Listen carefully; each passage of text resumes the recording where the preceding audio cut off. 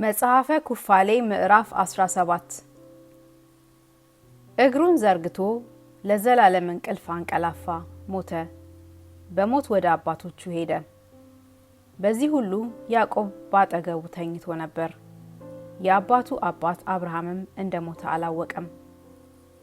ያዕቆብም ከእንቅልፉ ተቀሰቀሰ። እነሆ አብርሃም ቀዝቅዞ እንደ በረዶ ሆኖ አገኘው።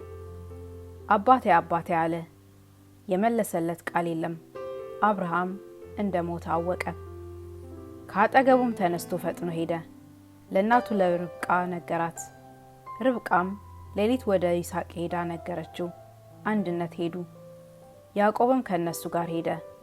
በእጁም መብራት ይዞ ነበር። በሄዱም ጊዜ አብርሃምን ሞቶ ሬሳውን ተጋድሞ አገኙት። ይስሐቅም በአባቱ ፊት ወድቆ አለቀሰ፣ ሳመውም። በአብርሃም ቤት ልቅሶ ተሰማ። ልጁ እስማኤል ተነስቶ ወደ አባቱ ወደ አብርሃም ሄዶ ለአባቱ ለአብርሃም አለቀሰለት። እሱና የአብርሃም ቤተሰብ ሁሉ ጽኑ ለቅሶን አለቀሱ። ልጆቹ ይስሐቅና እስማኤልም እጥፍት ባላት ዋሻ በሚስቱ በሳራ አጠገብ ቀበሩት። ቤተሰቦቹም ሁሉ 40 ቀን አለቀሱለት። እስማኤልና ይስሐቅ ልጆቻቸውም ሁሉ የኬጡራም ልጆች በቦታቸው አለቀሱለት። የአብርሃም ልቅሶ ሐዘን ተፈጸመ። እርሱም 3 ኢዮቤልዩ እና 4 ዓመት ሱባኤ፣ ይኸውም 175 ዓመት በሕይወት የኖረ ዘመን ተፈጸመ። አረጀ፣ ዘመኑም ፈጸመ። የቀደሙት ሰዎች በሕይወት የሚኖሩበት ዘመናቸው 19 ኢዮቤልዩ ነበረ። ከጥፋት ውሃ በኋላ ግን ከ19 ኢዮቤልዩዎች ይጎድሉ ጀመር። ከኢዮቤልዩዎች በማጉደል ከአብርሃም በቀር ፈጥኖ ለማርጀት በስራቸው ክፋት ከብዙ መከራ የተነሳ ዘመናቸውን በመሰልቸት ዘመናቸውን ያጎድሉ ጀመር። አብርሃም ግን ከፈጣሪው ጋር በስራው ሁሉ ፍጹም ነበርና ባለ ዘመኑ ሁሉ በእውነት ደስ ሲያሰኘው ነበረ። ከመከራ ብዛት የተነሳ ፈጥኖ እስኪያረጅ ድረስ እነሆ 4ቱን ኢዮቤልዩዎች በሕይወት አልጨረሰም። ዘመኑንም ሰለቸ።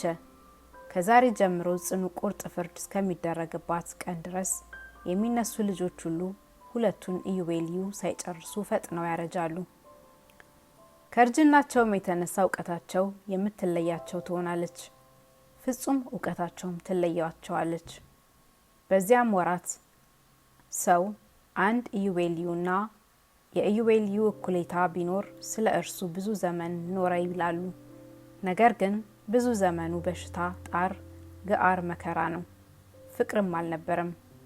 በመቅሰፍት ላይ መቅሰፍት፣ በቁስልም ላይ ቁስል፣ በመከራ ላይ መከራ፣ ሐሰት መመስከር ላይ ሐሰት መመስከር፣ በበሽታ ላይ በሽታ ይመጣባቸዋልና ፍቅር አልነበረም። እንደዚሁም ክፉ መቻያ ሁሉ ይህ መከራው ከዚህ ከደዌው ጋር ጓቻ፣ ውርጭ፣ በረድ፣ ዋግ፣ እንቅልፍ፣ ግዳጅ፣ የሆድ በሽታ፣ ድርቀት፣ ሞት፣ ሾተል፣ መማረክ፣ መቅሰፍት ሁሉ መከራውም ይህ ሁሉ በረከሰ ዝሙታ በሚያስጸይፍ ስራቸውና በኃጢአት ምድርን በምታረክስ በዚች በክፉ ትውልድ ላይ ይመጣል። ያን ጊዜ የቀደሙ አባቶቻችን ዘመናቸው ብዙ ነበረ፣ እስከ 1000 ዘመን ድረስ ይኖሩ ነበር፣ ይኸውም በተድላ በደስታ ይፈጸም ነበር ይላሉ። እነሆ እኛ በሕይወት የምንኖርበት ዘመናችን ግን ይህ ነው። ሰው ብዙ ዘመን ኖረ ቢባል 70 ዘመን ነው፣ እጅግም ቢበዛ 80 ዘመን ነው፣ ይኸውም ክፉ ነው። በዚያችም በክፉ ትውልድ ዘመን ምን ተድላ ደስታ የለም። በዚያችም ትውልድ ልጆች አባቶቻቸውን ሽማግሌዎቻቸውንም የሚሳደቡ ይሆናሉ።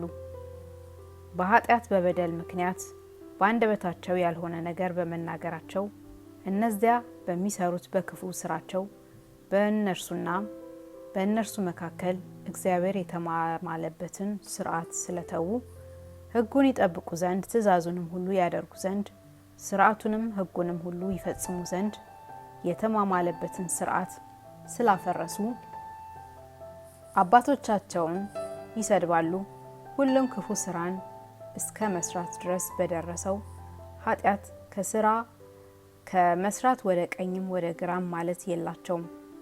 የሰው ሁሉ አፍ በደልን ይናገራል፣ ስራቸውም ሁሉ ፈጽሞ የሚያጸይፍ ነው። ስራቸው ሁሉ ኃጢአት ነው፣ የረከሰም ነው፣ ጥፋትም ነው። ይህን ሁሉ ስራ ስለሰሩ እነሆ ምድር ትጠፋለች። ስራቸው ሁሉ ክደት ነውና የወይን ዘር የላቸውም፣ ዘይትም የላቸውም። ሁሉም በአንድነት ይጠፋሉ። እንስሳትና አራዊት፣ በባህር ያሉ አሶችና ወፎችም ከሰው ልጆች አስቀድመው ይጠፋሉ። እነዚህ ከእነዚህ ጋር ይጣላሉ፣ ሕፃናቱ ከሽማግሌዎች ጋር፣ ሽማግሌዎች ከሕፃናቱ ጋር፣ ድሃ ከባለጸጋ ጋር፣ ታናሹ ከታላቁ ጋር፣ ጦማዳሪው ከዳኛው ጋር። ሕጉ መሐላው ስለፈረሰ ይጣላሉ። መሐላውንና ስርዓቱን፣ በዓሉን፣ የወርሁን መባቻ፣ ሱባኤውን፣ ኢዮቤልዩን፣ ፍርዱን ሁሉ ዘንግተዋልና ሕጉ ስለፈረሰ ይጣላሉ። ክፉ ወደ ሆነ ስራቸው ይመልሷቸው ዘንድ ለሰልፍ ሰይፍ ይዘው ይነሳሉ። ሕግን የሚጠብቁ ሰዎች ግን ብዙ ደም እስኪፈስ ድረስ አይመለሱም። እነዚህ በእነዚህ ላይ ይነሳሉ። በእውነተኛ ስራ ያልጸኑ ሰዎችም ከክፋታቸው አይመለሱም። አንዱም የባልንጀራውን ገንዘብ ሁሉ ይወስድ ዘንድ የሰውን ገንዘብ ለመቀማት ይነሳሉና በታላቅ ስም ይጠራሉ። ነገር ግን ጸንቶ በመኖር አይደለም፣ በእውነትም አይደለም። በማይገባ በሰሩት በሚጠፋ ኃጢአታቸው ከከበሩ የከበረ ቤተ መቅደስን ያረክሳሉ። በዚያችም ትውልድ ስራ ምክንያት ከእግዚአብሔር ታዞ ጽኑ መቅሰፍት ይደረጋል። ለቅጣትና ለሰይፍ፣ ለመቀማትና ለመማረክ፣ ለጥፋትም ይሰጣቸዋል።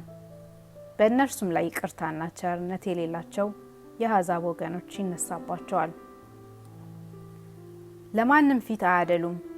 ከሰው እጅ ሁሉ ይከፋ ዘንድ፣ በእስራኤልም ክርክርን ያደርጉ ዘንድ፣ በያዕቆብም በደልን ያደርጉ ዘንድ፣ ብዙ ደምም በምድር ላይ ያፈሱ ዘንድ፣ ከሰው ልጆች ሁሉ ይከፋ ዘንድ ክፉዎች ኃይለኞች ናቸውና ለሽማግሌም ቢሆን ለሕፃንም ቢሆን ለማን ፊት አያደሉም። የሚሰበስብ የለም፣ የሚቀብርም የለም። በዚያም ወራት ጮኸው ይጣራሉ። ከኃጢአተኞች ከአሕዛብ እጅ ይድኑ ዘንድ ይጸልያሉ፣ ነገር ግን የሚያድን የለም።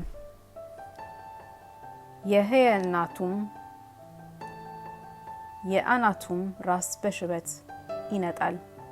የ3 ሱባኤ ዘመን ልጅ 100 ዘመን እንደሆነው ሽማግሌ ሆኖ ይታያል። ቁመታቸውም በመከራ በጭነት ይጎብጣል። በእነዚያም ወራቶች ልጆች ሕጉን ይመረምሩ ዘንድ ይጀምራሉ፣ ስርዓቱን ለመፈለግ ወደ እውነት ስራም ለመመለስ ይፈልጋሉ። ዘመኖችም ፈጽመው ይበዙ ጀመር። የሰውም ልጅ ከልጅ የልጅ ልጅ ይበዛ ጀመር። ዘመናቸው 1000 ዘመን ወደ መሆን እስኪቀርብ ድረስ ከቀንም ከቀን ይበዛ ጀመር። ከብዙ ቀን ወደ ብዙ ዘመኖች ሲደርሱ ዘንድ ሽማግሌ የለም። ሁሉም የወር የ2 ወር የ2 ዓመት ልጆች ይሆናሉና ዘመንን የሚጠግብ የለም። ሁሉም ዘመናቸውን በፍቅር በተድላና በደስታ ይፈጽማሉ፣ በሕይወትም ይኖራሉ። ባላጋራ የለም። ዘመኖቻቸው ሁሉ በሕይወትና የበረከት ዘመኖች ይሆናሉና የሚያጠፋ ክፉ ጠላትም የለም። ያን ጊዜም እግዚአብሔር ባሪያዎቹን እስራኤልን ያድናል፣ በረድኤትም ይነሳሉ። በዚህ ዓለምም ብዙ ተድላ ደስታ ያያሉ፣ ጠላቶቻቸውንም አስወጥተው ይሰዳሉ።